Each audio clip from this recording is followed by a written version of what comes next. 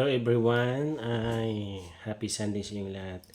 I-review natin about sa Carsico kasi marami nagtatanong, di ba? Ngayon, about Carsico. Ako kasi, sa February ako nag-start. May saka platinum level na yung yung team size. Si Carsico talaga legit, okay? Siyempre, kapag mag-invest tayo sa online platform, isa-search muna natin kung may mga legalities ba, company background, okay? Si Carsico talaga, tagal na yan, 8 months na. Mag 8 months na ngayon. Yung nag-start sila October, di ba? Ngayon, tatanungin niyo kung legit talaga, legit. Siyempre, maraming naka-withdraw, mga proof of withdrawal talaga. Oo. Tapos, list lang yung tax 6%. Paano ba kumita? Siyempre, kikita tayo, di ba? Wala namang pag sumali ka, hindi mo na kailangan maglabas o mag-invest, kikita ka agad, di ba? Malulugi no yung company niyan. Siyempre, kikita tayo, mag-rent tayo ng car, may mga sasakyan sila parang sa mga taxi o mga grab sa ibang bansa yon, naka-base. Marami sila, meron sa Hong Kong, meron din sa USA.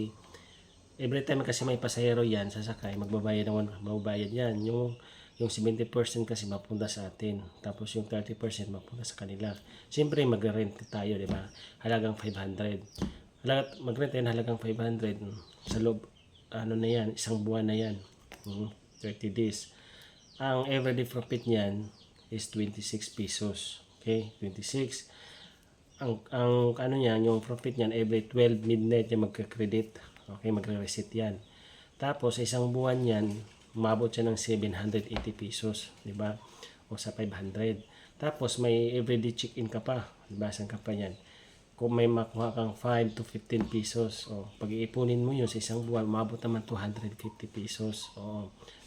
May check-in ka everyday, tapos mayroon pa kang mag-rent ka, di ba? Magkano na yun? 250 plus 780, di mga nasa 1,030. Yung minimum yung rent nyo is 500. Maraming pagpilian naman yun, tatlong city yun. Mayroong 1 year na rent, na kontrata, mayroong 6 months, mayroong din yung isang buwan or 50 days. Okay? Mayroong mga 500, 1, 3K, 7K. Okay? Halimbawa, kung mag-rent kayo, pangalawa is 1,900, 50 days siya. Ang profit nyo na araw-araw is 36 pesos. Mas everyday check-in pa kayo. Sa isang buwan, magkano na yun? Di ba? Mabilis lang. Lalo na pag mag-rent ka ng malaki. Tsaka huwag kang matakot talaga kasi yan, register naman sa SIC. Kahit i-search mo yun sa website ng SIC. Yung SIC number ng Carsico, lalabas yan. Yung branch yung office naman talaga niya is nasa Subic. Okay. Tapos marami namang grupo ngayon kasi mga team na sa Cebu, kahit saan. Marami na silang team size. Kaya ang ginawa nila, nagre-rent sila ng office. Tapos doon sila, pag may mga malapit, nag-inquire, tapos doon nagpa-seminar, nagpa-discuss. Okay, libre naman yun. Oo. Kasi yung iba hindi naman alam paano ba kumita, ano pang gagawin. Di, ang gagawin mo lang, mag-rent ka lang. Wala ka namang gagawin, mag-rent ka lang. Hayaan mo lang siya. Basta yung everyday check-in, huwag mo kalimutan kasi sayang din yun, 5 to 15 pesos per day. Ayan ka, kahit may trabaho ka, sa bahay ka, may ginagawa ka, tumatakbo yun. Araw-araw.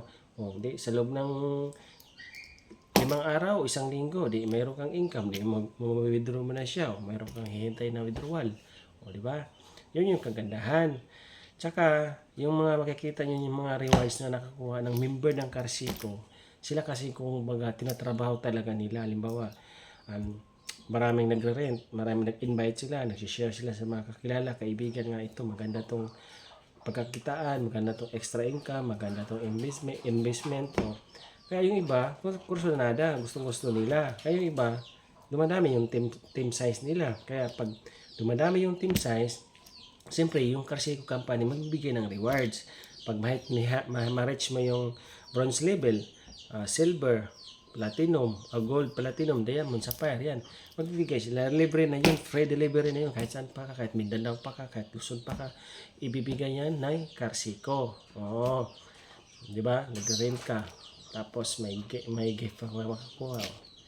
Yan lang kasi marami kasi kaya nire-review ko lang to ng saglit, kahit mga 5 minutes, para malaman nyo kung paano kumita. Legal ba? Legal, legit talaga. Complete legalities kasi research nyo pa yan. Tapos, yun lang.